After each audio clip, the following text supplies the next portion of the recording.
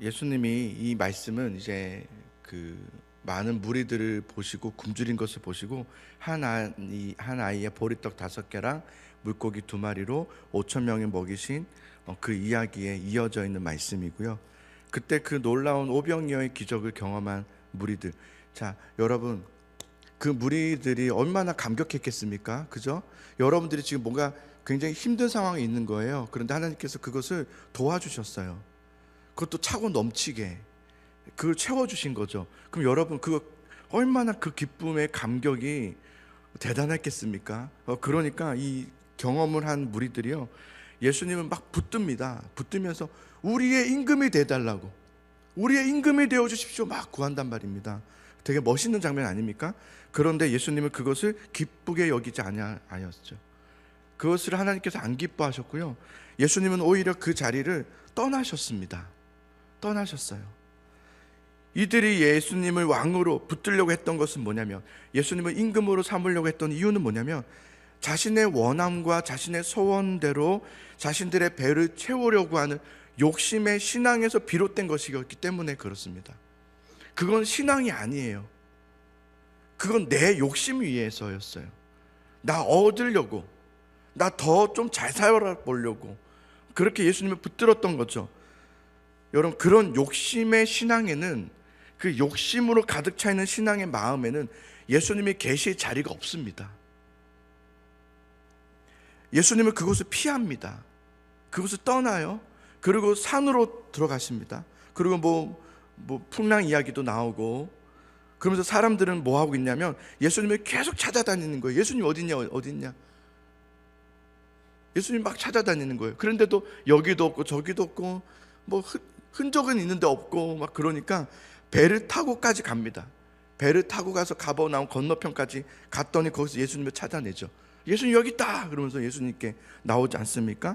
그때 그들을 본 예수님께서 무슨 말씀을 하시냐면 이렇게 말해요. 너희가 나를 찾는 것은 떡을 먹고 배부른 까닭이로다. 그러면서 했던 유명한 말씀이, 너희는 썩을 양식을 위하여 하지 말고 영원히 썩지 않을 영생하도록 있는 그 양식을 위하여 하라, 그런단 말입니다. 떡에 눈이 먼 그들에게 예수님은 지금 진리를 보라는 거예요. 좀 진리를 봐라. 교회를 다니는 성도들에게 말하는 거예요. 진리 좀 봐라. 진리를 보라는 거예요. 진리, 생명을 보라는 거예요. 생명을 보라. 그러자 예수님께서 그러면서, 하나님께서, 하늘 아버지께서 너희에게 참 떡을 예비하셨다. 그것을 먹는 자들에게는 영원히 살게 할 떡이다. 그 참 생명의 떡을 구하라, 그런단 말이에요. 그러자 그들이 뭐라 하냐면 이렇게 말해요. 그런 떡이 있습니까? 그런 떡이 있다면 우리에게도 항상 주소서. 그러자 예수님께서 말씀하시죠. 내가 그 떡이니, 너희 그 앞에 있는, 너네 앞에 바로 있는 내가 그 떡이니, 내게 오는 자는 결코 줄이지 아니할 것이요 나를 믿는 자는 영원히 목마르지 아니하리라. 아멘. 그렇게 말했단 말이에요. 그런데 그러면서 예수님께서 뭘 하셨냐면, 그런데 너희는 나를 믿지 않는구나 그랬어요. 너희는 나를 보고도 믿지 않는구나. 여러분, 그들 앞에 지금 누가 있는 거예요? 예수님, 생명의 떡이신. 그들이 구하고 있잖아요. 우리에게도 그 생명의 떡을 주소서 막 말은 하고 있는데, 바로 예수님이 그 앞에 있는데도 불구하고 예수님은 그들에게 생명의 떡이 되지 못했어요. 예수님의 생명의 떡이 아니라서가 아니라 예수님의 생명의 떡이신데도 불구하고 그들은 예수님을 받아들이지를 못하는 거예요. 예수님의 생명의 떡을 먹지를 못하고 있는 거예요. 왜일까요? 믿음 때문이에요. 그들에게 믿음이 없어서예요. 여러분, 왜 주님께서 믿는 자에게는 능치 하지 못할 일이 없느니라라는 말씀하셨는지 아십니까? 우리가 그것을 그냥 너무 이렇게 믿는 자에게 능치 못함이 없다면서 뭐 자기의 막 확신을 자꾸 들이내지만, 여기서 말하는 능치 못함이 없다, 믿음은 능치 못함이 없다는 말은 뭐냐면, 믿음은 그 진리의 것들, 또 주님의 말씀, 그것을 나의 것이 되게 하는 능력이 있다는 거예요. 하나님의 말씀, 여러분 앞에도 하나님의 말씀이 떡 주어져 있거든요. 근데 그게 내 말씀이 되지 못하고 있는 거죠. 왜요? 믿음이 없어서예요. 그것이 정말 내 말씀이 되지는 못하는 거예요. 왜요? 믿음이 없어서. 예수님이 모든 사람들에게 지금 생명의 떡으로 거기 계시지만 그들의 모두에게는 생명의 떡이 되지 못하고 있었던 거예요. 오직 믿는 자들에게만 예수님이 생명의 떡이 되시죠. 그게 신약 성경의 이야기 아닙니까? 믿는 자들만 오잖아요. 믿는 자들만 그 은혜를 경험하지 않습니까? 믿는 자들만 나음을 입고 회복되고 주의 자녀가 되는 권세를 얻지 않습니까? 믿는 자들. 지금도 똑같습니다. 수많은 사람들이 교회를 다니지만 믿는 자는 따로 있어요. 말씀은 계속해서 정말 진리의 말씀이 선포됐지만 그 말씀이 내 말씀이 되는 건 따로 있어요. 누가요? 믿는 사람이에요.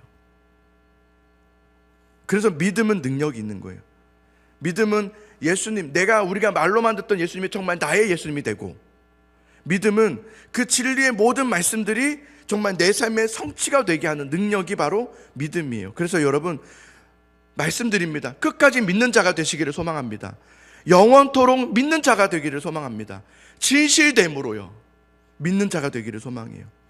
자, 오늘 그러면서 41절에 이야기가 쭉 이어지면서 이제 회당에까지 이제 이야기가 계속 거론되는 겁니다. 41절에 보면 오늘 말씀이죠. 자기가 하늘에서 내려온 떡이라 하심으로 유대인들이 예수에 대하여 뭐 했더라? 수군거려 그랬단 말이에요. 여기서 수군거려가 무슨 말이냐면 이런 말이에요. 불신을 말해요. 불신. 믿지 않았다는 것을 말하는 거예요. 예수님이 그 하셨던 말씀들, 진리의 말씀들을 수군거렸더라 라는 것은 믿지 않았더라, 받아들이지 못하고 있음을 말하는 겁니다.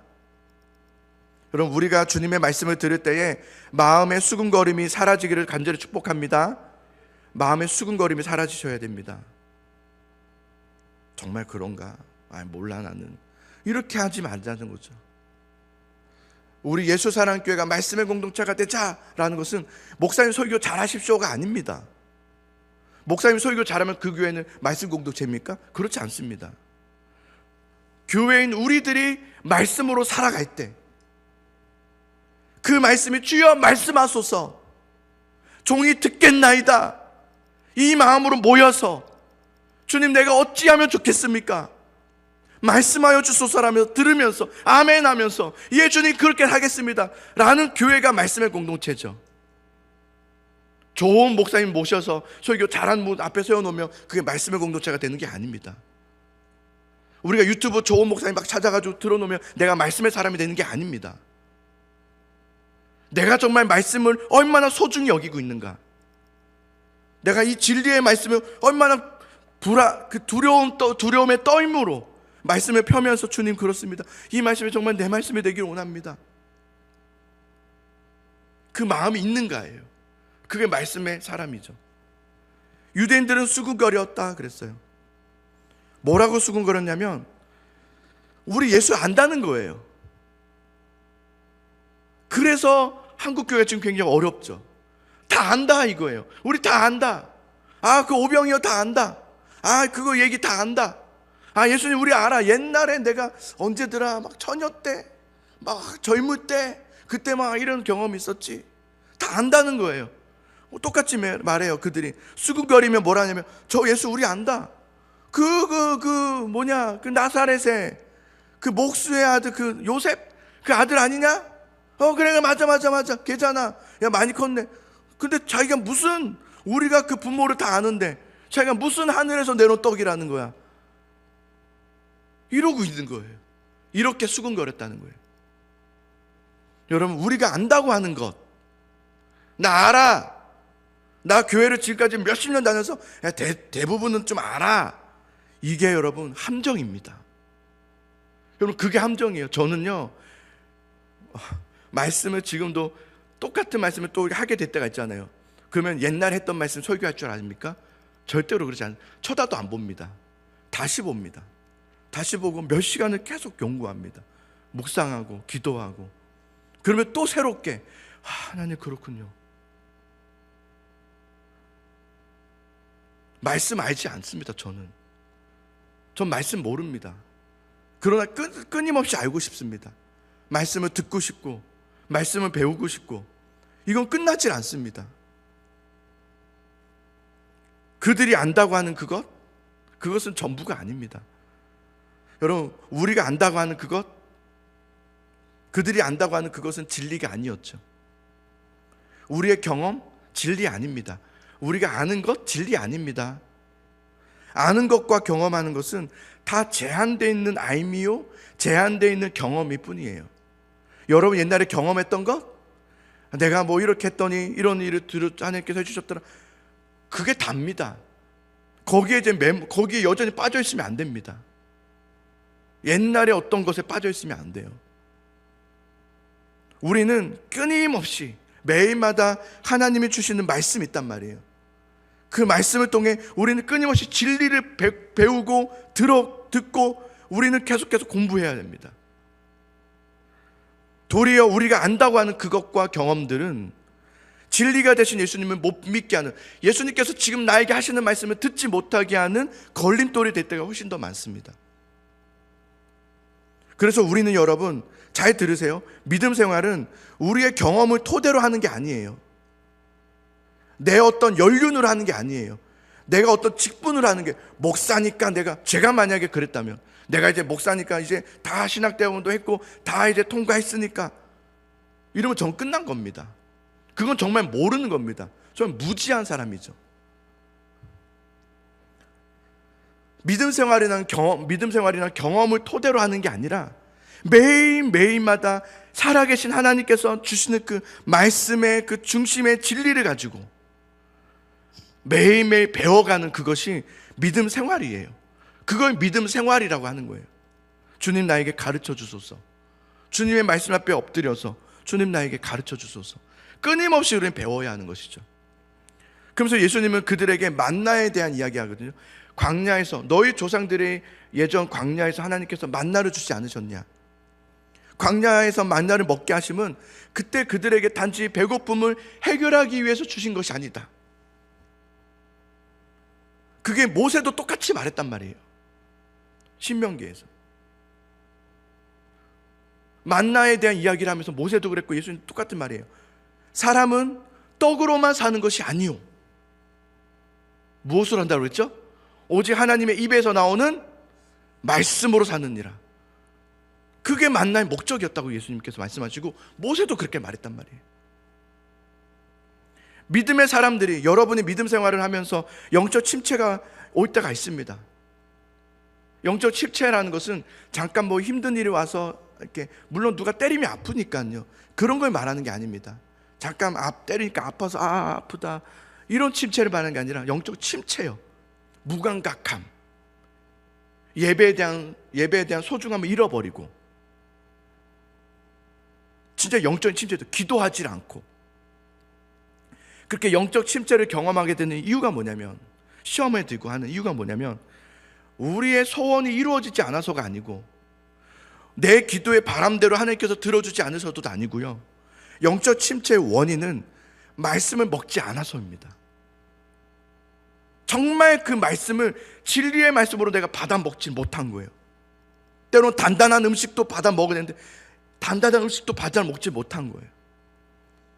나에게 이제 필요한 양식이 있단 말이에요. 이제는 이빨이 났으면 씹어 먹어야 된단 말이에요. 근데 여전히 젖먹이처럼, 주님 그냥 좋은 말씀 해주시면 안 돼요? 그리고 주님 너무 힘든 거 말고 그냥 편안한 거, 너무 이렇게 요구하지 마시고 그냥 편안하게 재미있고 막 즐겁게 막 그렇게 하면 안 돼요? 영적 침체는 말씀을 제대로 먹지 않는 데서 오는 영적 허기짐입니다. 여러분이 만약에 영적인 침체가 있잖아요, 예배가 은혜가 안 되잖아요, 말씀이 들려오질 않잖아요, 기도가 안 되잖아요, 그럼 영적 침체예요. 그러면 어떻게 되는지 아세요?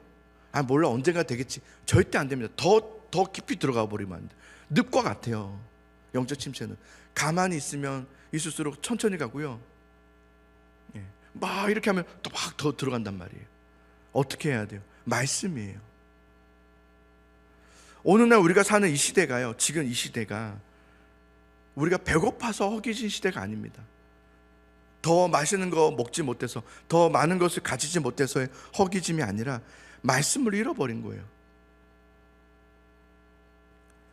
오히려 여러분, 말씀이 잘 이렇게 보급되지 않았을 때, 이 성경책이라는 것이 우리가 쉽게 접하지 못할 때는 어땠을까요? 그 말씀을 한번 읽어보려고 애를 썼을 거예요. 제발 한번. 그래서 실제로 우리나라는요, 지금 저도 얼마 전에 우리 아이들한테 그런 얘기를 했거든요. 얘들아, 지금 지구상에 우리나라처럼 이렇게 잘 살고 이렇게 편안하게 예수님 믿고 이런 나라들 별로 없다? 얘들이 깜짝 놀라더라고.